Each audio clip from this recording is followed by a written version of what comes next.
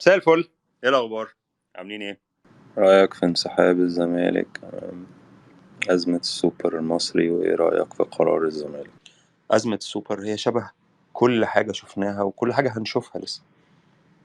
كل حاجه شفناها او هنشوفها، حتى رد الفعل عليها هو شبه كل حاجه شفناها او هنشوفها. في ناس هتسكت خالص، وفي ناس هيحبوا يمارسوا الشجاعه فيمسكوا في مين؟ الاتحاد الكوره، اللي هو الاستريس بيل. وعارف المخده اللي بتقعد تضربها كده لما يكون عندك ستريس عشان تفضي الاستريس اللي عندك؟ ضرب المخده دي لن ياتي باي عواقب، لان المخده مش هترد عليك. كذلك اتحاد الكوره، كل ما تحس انك عايز تنتقد وعايز تقول ان انا ليا وجود وبتكلم وصوتي مسموع وبزعق ومش عاجبني، امسك في اتحاد الكوره. هو دور اتحاد الكوره ان الناس تشتمه، لا ليه جمهور يدافع عنه، ولا في حد هيطلع يقول لك مش عارف ايه ولا. دي خناقه مجانيه كده. زي كده من زمان لما كانت الناس مثلا ايه، تطلع تقوم عامله تطلع تشتم في اسرائيل. الناس مثلا تطلع في مصر تقوم تشتم في اسرائيل، يشتم بحرقه شديده جدا وبتاع. ليه بيشتم في اسرائيل؟ ممكن يكون هو كاره اسرائيل، اوكي، بس هو السبب الاهم انه لما يشتم اسرائيل مفيش فاير باك، مفيش حد هيرد عليك، يعني مفيش حد هيقول لك ايه ده، معلش لا استنى اقف هنا، انت بتشتم اسرائيل ليه؟ مفيش حد في اسرائيل هيطلع يقول لك الحق ده فلان ده اللي في مصر بيشتمنا، تعالى نرفع عليه قضيه، ولا تعالى مش عارف نروح بيه فين. دي خناقه مجانيه.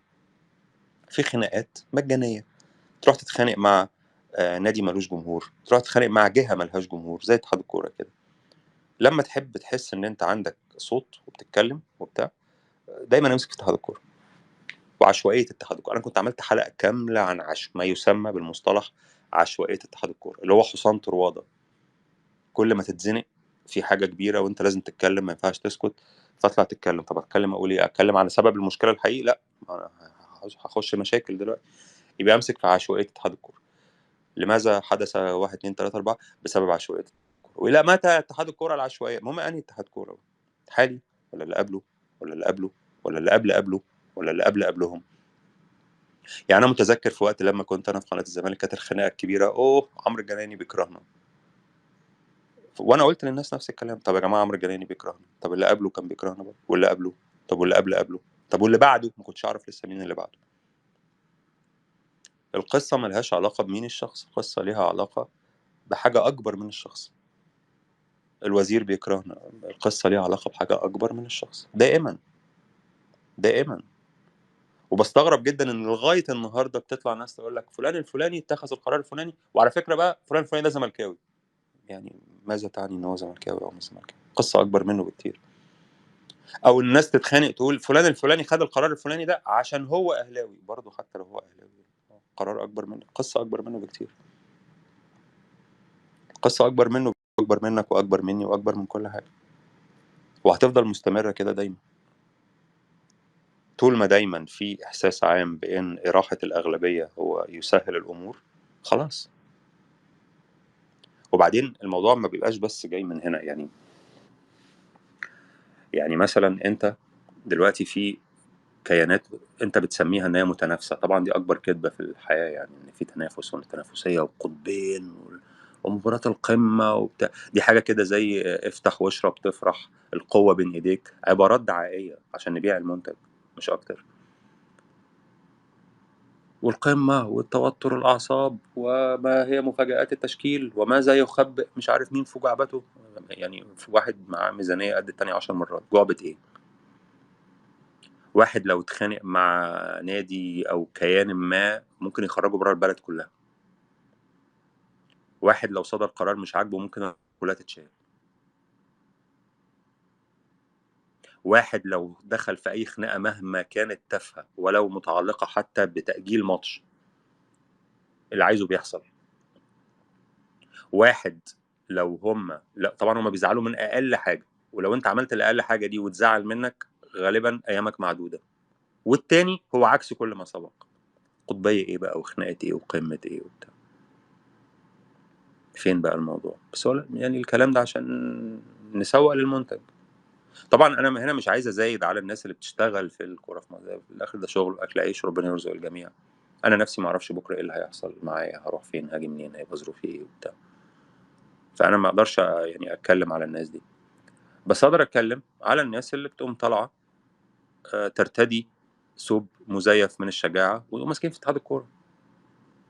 يعني خلاص بقى، بقالنا 90,000 سنه كل ما تتزنق تمسك في هذا الطرف الصامت كانك بتتخانق مع طوبه مرميه في الارض، وبتمارس عليها شجاعه غير عاديه، وبتنذر وبتهدد وبتتوعد لطوبه في الارض. الطوبه ما لهاش، لا هي هترد عليك ولا ليها جمهور يرد عليك.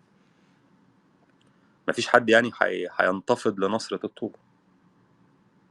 فمش لازم يعني حتى من الذوق انك لو انت واجهت اي طرف ضعيف انك انت خلاص بتسيبه، حتى لو الطرف الضعيف ده عمل حاجه خلاص يعني بتتكسف حتى انك تروح تمارس قوه على طرف ضعيف.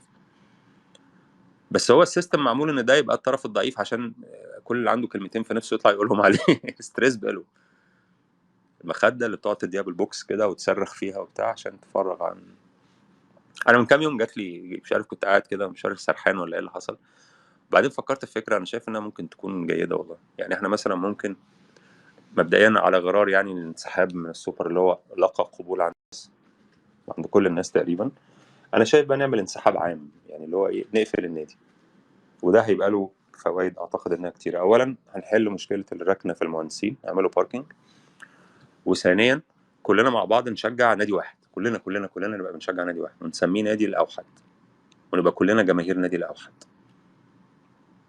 ونقعد بقى كل سنه مثلا ايه، نحتفل مع بعض بقى ونفرح مع بعض ونقول ان احنا عظماء جدا والحمد لله على نعمه النادي الاوحد، رغم ان كلنا بنشجعه عادي، مفيش اي تمييز، يعني مفيش حد فينا مميز عن التاني. لو مشيت في الشارع انت بتشجع ايه، انا اوحداوي وانت اوحداوي وده اوحداوي واللي هناك دول اوحداوي بتاع. بس كلنا بقى نبقى ايه مع بعض. وكل بقى بطولة افريقيا مثلا نتخانق لنا خناقه، نروح نتخانق مثلا مع جمهور في المغرب، في تونس، في مش عارف في جنوب افريقيا، في نمسك في حكم افريقي مثلا بتاع مش عارف ايه، نقعد بقى نتخانق بقى نقول احنا مظلومين جدا، لا حول ولا قوه الا بالله، انقذونا احنا بنموت وبتاع. وبعدين في الاخر يعني الكلام ده ممكن يستمر معانا سنتين ثلاثه، اعتقد ان ده هيبقى كويس ومش هيبقى فيه تعصب طبعا، ده شيء مهم جدا هيقضي على التعصب. ونبقى كلنا ايد واحده وكلنا نبقى حاجه واحده وكلنا نبقى على قلب رجل واحد. طبعا سنتين ثلاثه والموضوع هيبتدي يزهق شويه، فلازم نخترع عدو او الخناقه، يعني مش هينفع نبقى عايشين دايما في طرف واحد في الموضوع. فممكن مثلا نعادي نادي انبي، نقول نادي انبي ده يكون انبي مثلا في الصيف جايب لعيب من بلديه المحله ب 20 جنيه مثلا، فنقول ايه ده، لا حول ولا قوه الا بالله، جابوا الفلوس دي منين؟ يا ساتر يا رب، ده موسم شكله هيبقى صعب جدا وبتاع. وبعدين نروح نلعب بقى ماتش القمه بين نادي الاوحد وانبي مثلا في الجوله مش عارف كام، ويكون الفرق 93 نقطه، وبعدين نكسبهم بقى 12-0 مثلا، فنقعد بقى نتريق عليهم ونطلع عليهم نكت وبتاع ونمارس عليهم بقى فوقيه ونقول لهم ان احنا احسن منكم، رغم ان مفيش حد اصلا بتكلم نفسنا، كلنا نفس الشيء يعني. يعني انت كل ما بتمشي في اي شارع كل الناس اللي في الشارع دول بيشجعوا النادي الاوحد وحاطين بقى اعلام وصور وبتاع وكلهم بيحبوه كده. طبعا انت ممكن تقولي لا، طب ما ممكن نخلي الاسماعيلي هو، لا الاسماعيلي ده هيهبط، احنا مش عايزين صداع، اي شكل من اشكال الصداع هو لا يرضينا، اي حاجه مهما كانت تافهه ممكن تزعلنا وتغضبنا جدا، احنا ممكن نهبط الاسماعيلي والمصري وبتاع نهبط كل الناس دي و... ونعادي انبي بقى. وبعدين مثلا ايه، يجي مثلا يبقى مثلا عندنا ماتش في بطوله افريقيا وهنلعب ماتش الذهاب في افريقيا وبعدين ماتش في الدوري بعدين ماتش عوده، فنقعد نتخانق عايزين ناجل الماتش واحنا اصلا متصدرين الدوري مثلا فرق 2020 نقطه، بس نقعد نتخانق بقى ونقول لا الى اي مش عارف الى اين الظلم ومش عارف، واتحاد الكوره كله انبويه، وفي مش عارف مجامله انبي بقت فجه، والريحه ازكمت الانوف الى متى مش عارف انحازت لانبي وبتاع، نتخانق بقى ونطلع في برامج ونكتب حاجات ونعمل هاشتاجات ونبقى كلنا لجنه الكترونيه واحده مش لجان، لا هو كلنا حاجه واحده. وبعدين يصدر القرار بقى بتاجيل المباراه، لان كان في شك ان احنا ممكن نتعادل في المباراه دي مثلا، فالفرق بدل ما يبقى 2020 نقطه يبقى 2018 نقطه، فننتصر ونقول احنا جامدين جدا ومحدش يقدر علينا وبتاع ومش عارف ايه وكده بعدين يجي مثلا ايه انبي ده اللي يكون يتحسب له مثلا ضربه جزاء فيها شك، يا لهوي شوف كل الناس معاه لو كل الدنيا ضده، لكن انا هفضل مع النادي الاوحد وهنواجه هذا الطوفان الانباوي وسننتصر جميعا، اللي هو على مين؟ مفيش حد اصلا، بنكلم نفسنا يعني مفيش حد غيرنا يعني. بس بعدين مثلا كل 10 سنين انبي بقى يقوم مطلع لعيب كده ف... فنروح نجيبه برضه، ما طبيعي يعني. وبعدين نطلعه في البرامج بقى نقول الموضوع ما كانش فلوس ولا حاجه، كان بياخد 20 جنيه مثلا فاحنا هنديله 17 مليون جنيه، فنقول بقى مش عارف ايه وبتاع، انه مش عارف من اجل الروح والمش عارف والمبادئ ومش عارف ايه ولا، وانا اول ما كلمني الكابتن فلان بصيت في عينه وقمت ماضي من غير ما اشوف الرقم الله اكبر وبتاع، وعمركم ما هتبقوا زينا يا انبي فاهم. وبعدين مع الوقت بقى مثلا نزهق قوي من انبي ده نهبطه برضه ماسكين في المقاولين بقى، تعالى بقى المقاولين ومش عارف ايه، ومباراه القمه المصريه ونلعب المقاولين برضه ينفع يبقى عدو يعني كويس، المقاولين عنده بطولتين افريقيا يعني حاجه عنده شيء يعني يستند اليه، ونقعد بقى نتخانق بقى مع نادي الاوحد ونادي المقاولين، ويا نادي المقاولين هنسحقكم محدش يقدر علينا احنا جامدين جدا، والحمد لله على نعمه النادي الاوحد اللي احنا مش عارف ايه، واجمل اختيار اخترته في حياتي اللي هو مش اختيار غيره اصلا، بس ده اجمل اختيار اخترته في حياتي ومش عارف ايه وبتاع. وعشان ندي الموضوع تاتش برضه نروح نتخانق مع محمد صلاح ما هو طالع من المقاولين فاهم، ونتخانق مع صلاح بقى وبتاع ومش عارف ايه، ونقول ان اعتقد ان ده اقتراح ممكن يكون كويس، هيحل مشكله المرور في المهندسين وهيخلينا كلنا ايد واحده. ودايما الجمله اللي احنا بنسمعها في التلفزيون اللي هي مش عارف محتاجين هدوء، نرجو الهدوء من جميع الاطراف، هو مش هيبقى فيه اطراف، هو طرف واحد، هو دايما كان طرف واحد، بس يعني هنخليها رسمي بقى طرف واحد، ونبقى كلنا يعني مبسوطين كلنا ايد واحده وبتاع. وكل شويه كده طبعا بعد ما نهبط كل الفرق وما يبقاش في حد اصلا خالص، هنبتدي بقى نعمل لنفسنا خناقات صغيره على الضيق كده، يعني كل واحد فينا يمسك في لعيب، مثلا انا امسك في لعيب فاقول اللعيب ده لازم يلعب اساسي، فانت تقول لي لا ده لازم يقعد على الدكه، فنقوم متخانقين مع بعض، ونطلع في البرامج بقى ونعمل مناظرات وبتاع ومش عارف ايه، وكلنا بقى ايه جماهير النادي الاوحد ده نقعد بعدين مثلا يجي بقى اللعيب ده يلعب ونادي الاوحد يكسب، فانا اروح اتريق عليك اقول لك شفت اللعيب بتاعي لما لعب نادي الاوحد كسب ومش عارف ايه، فيجي الماتش اللي بعده اللعيب ده ما يلعبش ونادي الاوحد طبيعي برضه هيكسب مفيش حد تاني يعني، فانت تيجي تقول لي لا شفت مش عارف ايه وبتاع، ونقعد بقى ايه نخش في جدالات وسجالات وخناقات وبتاع ومش عارف مين وبعدين مثلا يجي اعلامي من بره ما يعرفش اي حاجه عن اللي بيحصل، بس يلاقي ان هو كل ما بيكتب كلمه الاوحد دي بيجي له ريتويت كتير، فيقوم طالع يقول لك إيه؟ انه الاوحد، الاوحد العظيم الاوحد الجميل كلنا ريتويت ريتويت ريتويت، فالراجل يقول لك الراجل ممكن يكون ما شافش ماتشين اصلا في مصر، بس هو لقى نفسه بيكتب اوحد بيجيب ريتويت، اديله اوحد كل يوم بقى نقعد نكتب في الاوحد، وانها عظمه النادي الاوحد، وان النادي الاوحد هو التاريخ، وان التاريخ لو تحدث لا نطق باسم النادي الاوحد، ريتويت ريتويت ريتويت لايك شير ريتويت لايك شير ريتويت لايك شير ريتويت، فيبتدي بقيه الناس تحس ان كلمه الاوحد دي بتجيب ترافيك، فكلهم يبتدوا يتكلموا عن الاوحد، فنتحول الى حقيقه مثبته اللي هو تخش جوه تلاقي اوحد، تطلع بره تلاقي الناس كلها بتتكلم عن الاوحد، فيبقى الاوحد ده هو الحقيقه الوحيده في الحياه. نادي الاوحد وجمهور نادي الاوحد هم الحقيقه الوحيده في الحياه، وننهي اي جدل من اي نوع بقى عشان الجدل بيجيب صداع، كلنا نبقى على قلب رجل واحد خلف نادي الاوحد من البدايه الى النهايه، والله الموفق المستعان.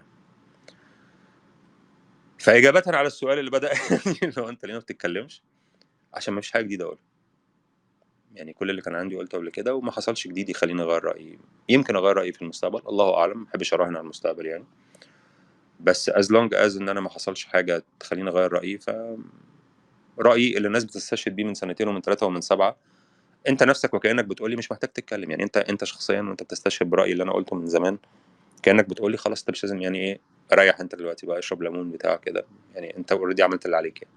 طيب وفي ومعاها سؤال تاني بيقول ليه ما بقتش تتكلم عن الكورة في مصر؟ السؤال ده مكرر بقاله داخلين في سنتين دلوقتي. هل القصة لسه مش واضحة يا جماعة؟ هل في شيء جديد؟ هل في حاجة اتغيرت مثلا؟ يعني هل في معطى جديد في المعادلة محتاجين إن احنا نخش نقول رأينا في هذا المعطى الجديد في المعادلة؟ يعني أنت مثلا هديلك مثال، أنت حط نفسك مكاني أنا، لو أنا شخص الناس عمالة تستشهد بحاجات قلتها من سنتين ومن ثلاثة وأحيانا من 5 و6 سنين، أنا بشوف فيديوهات ليا 2016 دي بقى لها قد إيه دلوقتي؟